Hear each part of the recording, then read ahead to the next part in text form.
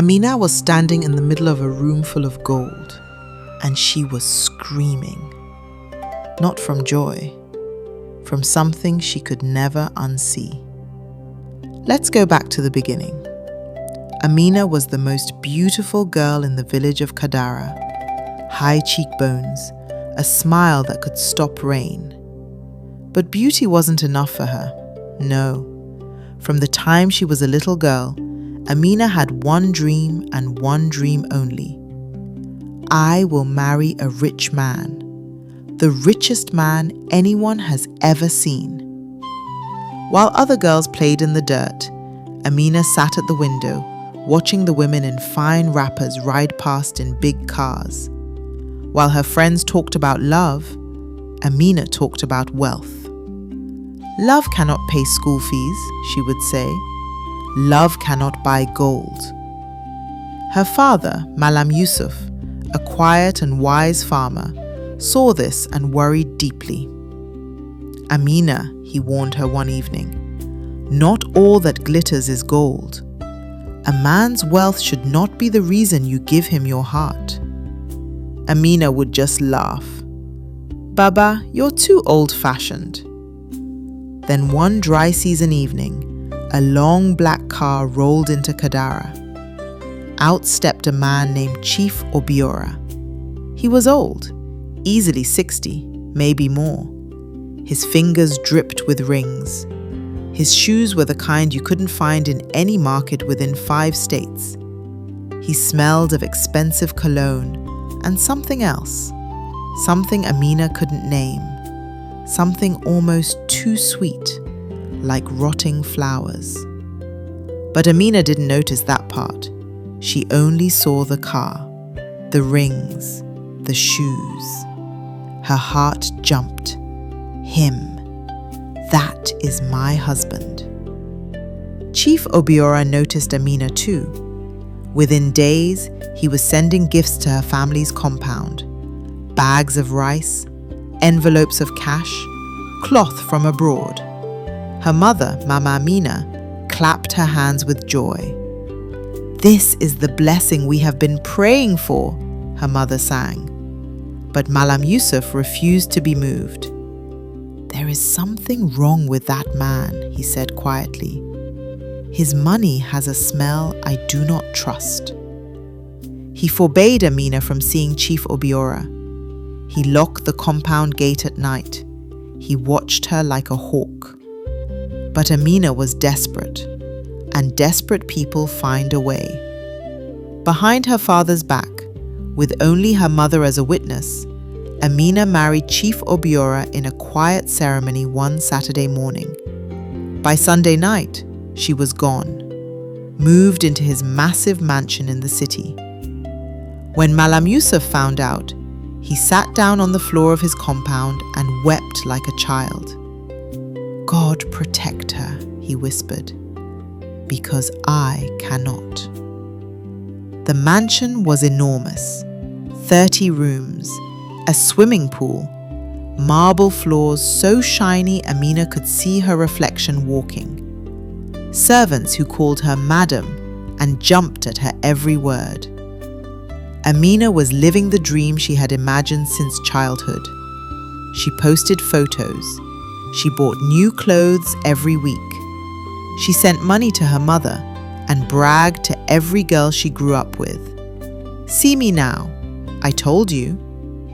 But there was one rule in the mansion, one single rule. Chief Obiora took her by both hands on their first night and looked at her with eyes that held no warmth, only warning. Amina, this house is yours. Every room is open to you. Every comfort is yours. But there is one room at the end of the east corridor, the red door. You must never, ever open it. Amina smiled sweetly. Of course, my husband. But even as she smiled, curiosity was already growing in her chest like a weed. Months passed. Amina grew prouder, richer, more arrogant. She stopped calling her father. She talked down to her mother. She dismissed old friends like they were dust on her shoes.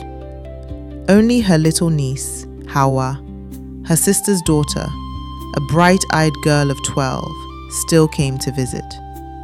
Hawa loved her Auntie Amina, even when Amina barely deserved it. "Auntie," Hawa said one visit, "I don't like how this house feels. It feels cold, even when it's hot outside." "You're a child," Amina said. "You don't understand rich people's houses." But that night, Amina lay awake. What is behind the red door? Chief Obiora traveled for a week. "Business," he said.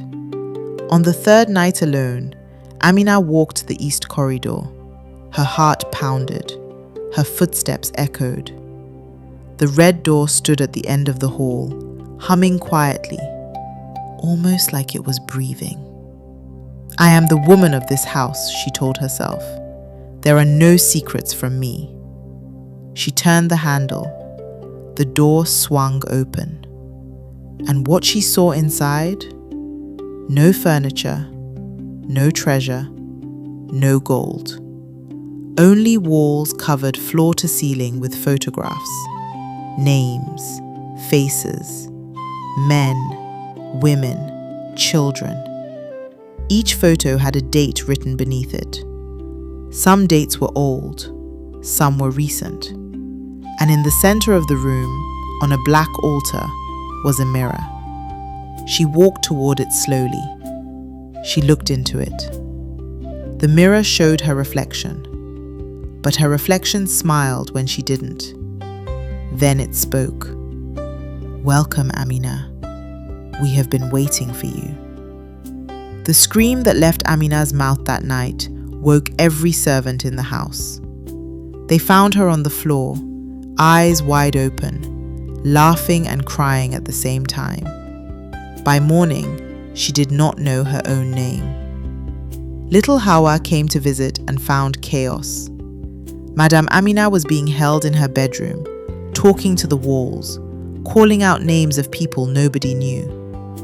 The servants were too afraid to call the police. Chief Obiora was unreachable.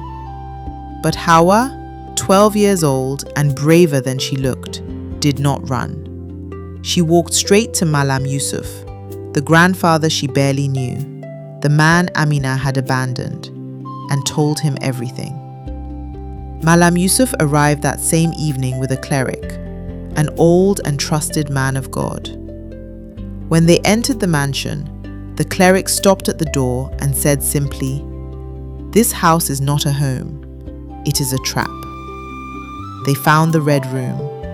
They found the altar. And the cleric, through hours of prayer that shook the walls, broke what had been placed on Amina. Chief Obiora never returned. The police, following anonymous information, raided his other properties and uncovered things too terrible to name. He was arrested 3 states away, trying to cross a border. His wealth, every car, every ring, every note of cash, was seized. Amina recovered slowly. It took months. She came back to herself piece by piece, like a broken pot being carefully glued together. She returned to her father's compound thin, quiet, and humbled. Malam Yusuf opened the gate. He did not say, "I told you so." He simply said, "Welcome home, my daughter." And Amina, for the first time in years, wept. Not from madness, not from shame, but from the strange and painful relief of being loved by someone who wanted nothing from her. Hawa held her hand the whole time. The village of Kadara would tell this story for years, not to mock Amina, but to remind their daughters and their sons that the most dangerous hunger is the one that makes you stop asking where the food came from. Tell me in the comments, would you have opened that door? Like if this story got you, subscribe before the next one drops.